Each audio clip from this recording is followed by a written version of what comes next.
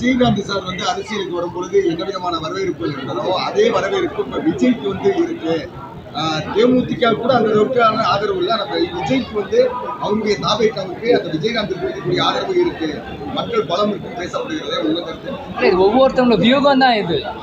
நீங்கள் அப்படி சொல்கிறீங்க. ஆனால் எங்களுக்கு வந்த செய்தி வந்து கேப்டன் நிகர் கேப்டன் தான், தேமுதிக நிகர் தேமுதிக தான். இன்னைக்கு விஜய் அண்ணன் வராருன்னா அது அவரோட பலம், அவரோட நிலைப்பாடு, அவங்க கட்சி. 20 வருஷம் முன்னாடி நீங்கள் பத்திரிகையில் இருக்கீங்க, நீங்கள் போய் உங்கள் பத்திரிகையில் போய் பாருங்கள். அன்றைக்கி என்ன ரைட்டிங் உங்கள் பழைய மூத்தவர் கொடுத்துருக்காங்கன்னு அதை நீங்கள் பார்க்கும்போது நீங்களே கம்பேர் பண்ணி பாருங்கள். தேமுதிகன்றது வந்து கேப்டன் இன்னைக்கு நடித்து நாளைக்கு கட்சி ஆரம்பிக்கல. கேப்டன் ரசிகர் மன்றமாக இருக்கும்போது கட்டமைத்து ரசிகர் மன்றத்துலேருந்து கவுன்சிலராக ரசிகர்களை சேர்க்க வச்சு பிறகு அதை கட்சியாக மாற்றி ஒவ்வொரு இதுவாக ஒரு படத்தில் வசனங்கள், அவரோட நாட்டுக்கான பேட்ரியாட்டிசம் எல்லாமே கற்றுக் கொடுத்து தான் ஒரு கட்சியாக வந்தார். கேப்டனோட ஸ்டைல் அது வேறு.